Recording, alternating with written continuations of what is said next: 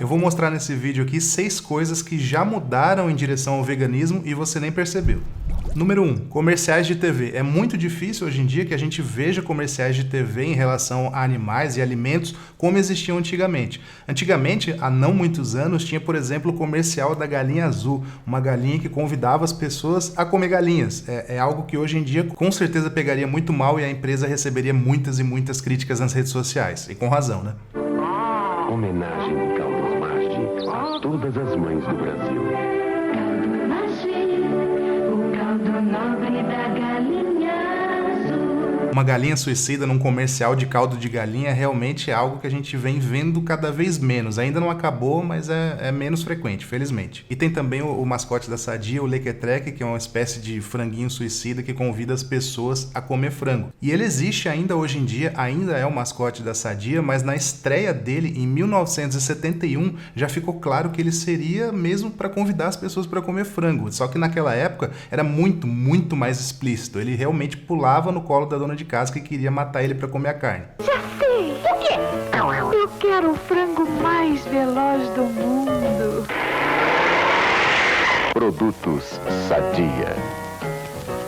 Hoje em dia ele aparece nos comerciais, mas é algo um pouco mais velado, um pouco mais discreto, porque realmente receberia muitas e muitas críticas e eu seria o primeiro aqui a fazer críticas, como estou fazendo agora, caso o Lequetrec, esse franguinho suicida da Sadia, aparecesse se oferecendo assim explicitamente para ser comida. Mas já vale a crítica mesmo sem ser explicitamente, né? Então já estou fazendo aqui também. Bom, número 2, leis. Antes de 1998, aqui no Brasil, não existiam leis claras a respeito dos direitos dos animais. Eu sempre cito aqui uma lei que é a 9.605 e cito especificamente ali o artigo 32. Vocês já devem ter me ouvido falar sobre isso.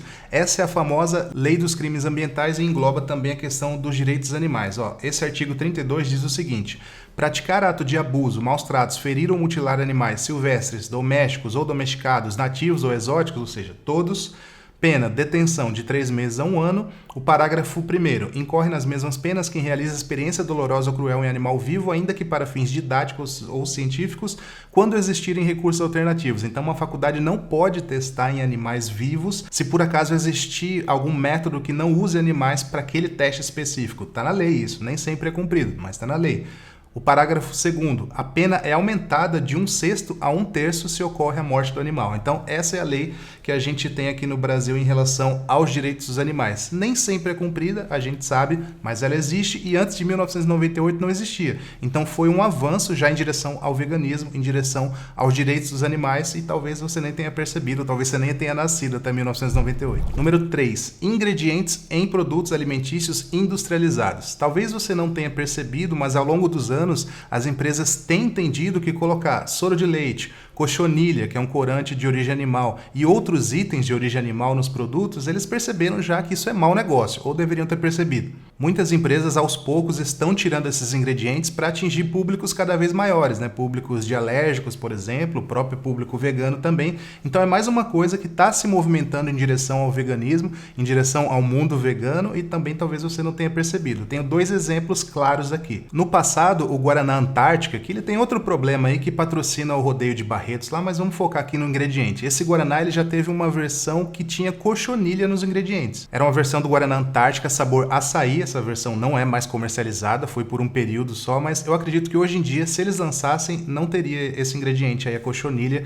que é um corante derivado de um inseto. Agora, o exemplo mais claro disso são os leites vegetais ADs, que eles pertenciam à Unilever, foram vendidos para a Coca-Cola e nessa transição a Coca-Cola tirou a vitamina D de origem animal e colocou uma vitamina D sintética, que é vegana. E na ocasião dessa mudança do ingrediente, eles deixaram claro também que eles estavam focando no público vegano, tanto que no cantinho das caixinhas de ADs tem lá escrito vegano. Não é um selo de uma certificadora vegana, é um selo que a própria empresa colocou ali, mas tem lá um selo vegano. A Coca-Cola tem um problema parecido também com o do Guaraná Antártica. Eles patrocinam pelo menos um rodeio grande lá nos Estados Unidos, que é o de Houston, e a gente tem lutado ao longo do tempo para que eles tirem esse patrocínio. A Coca-Cola tem tudo para ser uma empresa vegana, saudável e tal, refrigerante, não estou entrando nesse mérito, mas tem tudo para ser uma empresa vegana e ainda não é. Não testa em animais tudo, mas ainda não é. Agora, o produto em si, a ADES, a marca ADES, eu nunca vi patrocinar rodeio nem nada disso. Chegamos ao número 4 da nossa lista, que são os métodos de produção, porque não são apenas os ingredientes dos produtos que nos interessam, mas sim também como os produtos são produzidos. Se durante a produção de um produto tem algum ingrediente de origem animal ou explora animais de alguma forma. E um exemplo clássico da mudança de método de produção para ir para um mundo vegano, digamos assim,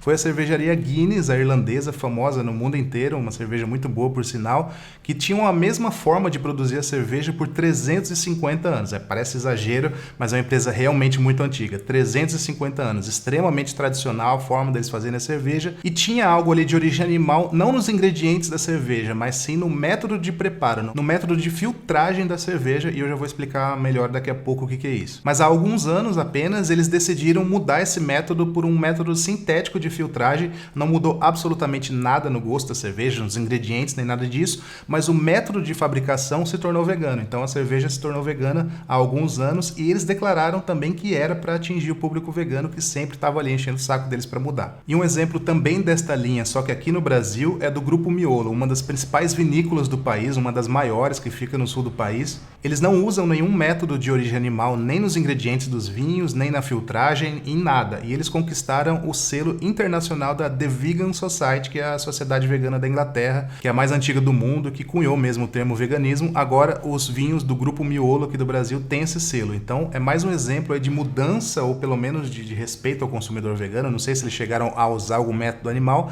mas como eles não usam, eles quiseram comunicar isso. Então, entra também aqui na nossa lista. Mas o que é que pode ter em cervejas e vinhos, você deve estar se perguntando, né? Já que não tem ali no ingrediente do produto mesmo, o que é essa filtragem? Algumas empresas usam uma substância chamada isinglass, também conhecida aqui em português como ictiocola.